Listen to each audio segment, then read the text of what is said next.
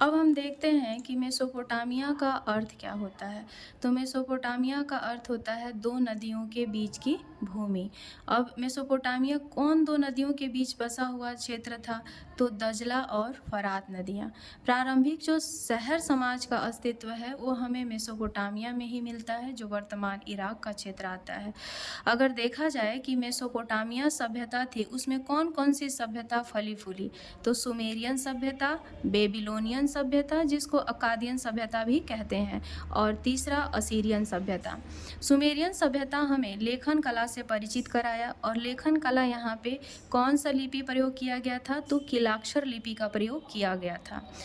जो बेबीलोनियन सभ्यता है, इसकी प्रमुख विशेषता थी हम्मुराबी की विधि संहिता।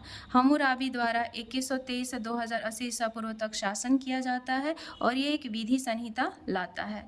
और दूसरी विशेषता थी झूलते बाग, जो कैल्डियन सम्राट ब्रूसडेजर ने अपनी पत्नी के लिए बनवाया था। इसका विस्तृत वर्णन आप अगले अध्याय में पढ़ेंगे। फिर हम देखते हैं कि सभ्यता से साम्राज्य कैसे विकसित हुआ। तो पहला साम्राज्य रोमन साम्राज्य था। इसका विस्तार यूरोप, एशिया, अफ्रीका तीनों महाद्वीपों में फैलता है। यूरोपीय समाज की सामाजिक एवं राजनीतिक पृष्ठभूमि के निर्माण का श्रेय रोमन साम्राज्य को जाता है। 27 बीसी में रोम के गणतंत्रात्मक व्यवस्था का अंत होता है और रोमन साम्राज्य की स्थापना होती है। कब? 27 ईसा पूर्व में।